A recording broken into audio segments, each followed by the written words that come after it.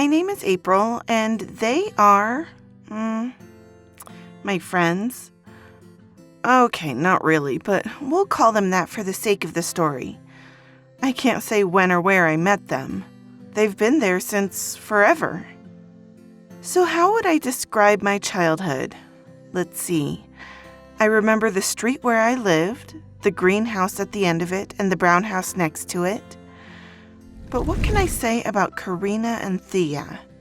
It would be pointless to describe them as I see them now. But let's see what I thought about them at that time.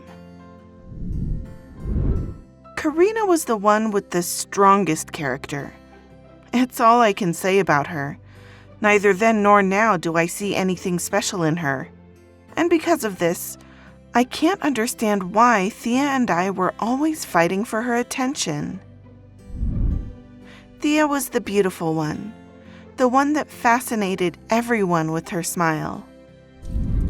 And I was the ugly duckling. I felt ugly and stupid. I was sure no one would want to spend time with me. I have so many beautiful memories with them.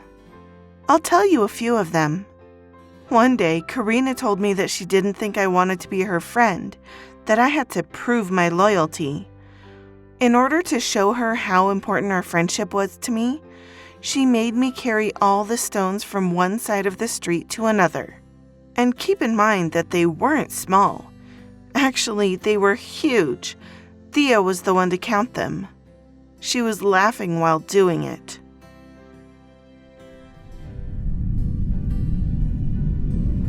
Let's see another one. While we were playing in front of the house, Karina told me that she was tired and would like to go to bed. But as good of a friend as she was, she knew this would make me sad. So she told me that if I want her to stay with me a little bit longer, I had to count all the wagons of the train that was passing by. It was an impossible mission because the train was quite far away and it was barely visible, and its speed made counting even harder. I told her I thought there were 12 wagons. I guess that wasn't the correct answer because she left and went into her house. Later, I saw Thea going to Karina's house. I went there too. I rang the doorbell. Nobody answered. Strange. I went to the living room window and I looked inside. They were there, playing. I knocked on the window. They started laughing, but they didn't look at me. I realized that everything was a diversion. They just wanted to get rid of me. I knew I had every right to be angry, but I didn't want to upset them by making a scene. So I sat there crying and screaming. Maybe there were 13 wagons, or 14. They kept laughing and playing. 3 days later, they came to my door, and they blamed me for not trying to contact them again that day. They were such nice company. They loved to tell me stories. Horror stories, to be precise. Their stories included ghosts, spirits, paranormal activities, you name it. And they didn't stop when I told them I was scared. They kept going until they made me cry. They would also take care of my emotional health. When I told them I liked Vic, they went to talk to him. And do you think they told him what I was feeling and asked if he felt the same? Wrong. They basically told him that each one of his friends would make fun of him if they were to find out. Needless to say how he reacted. Let's just say it hurt physically. How did this make me feel? Even more thankful because Thea and Karina chose to spend time with me. After all, they had every reason to be ashamed of me.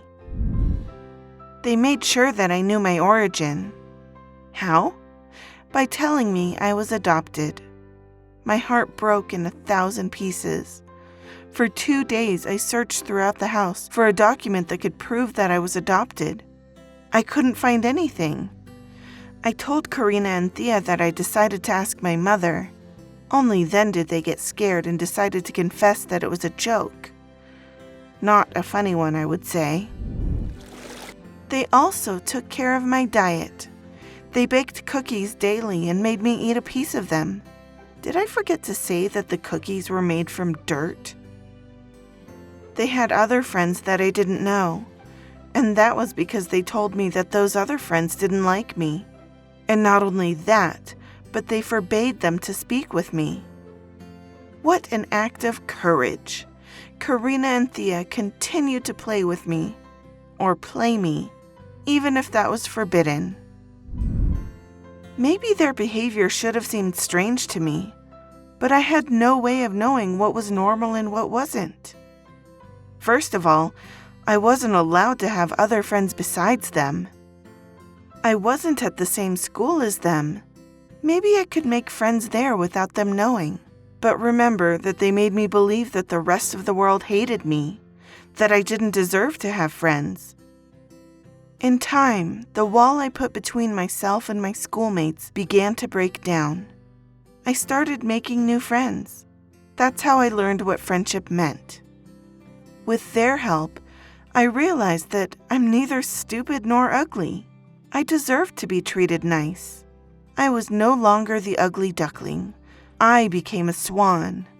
I had never been a duckling. It was just the way I saw myself. It is said that people are known by the company they avoid. So I started avoiding Thea and Karina. Now I see them as some ducklings, only because they were so mean. This could have been a story about some mean girls. But no. This is a story about how mean I was with myself. I thought I deserved everything that happened to me. I didn't try to make my life better. With the right people by your side, we can move mountains. P.S. Bye-bye, ugly mean ducklings. Hello.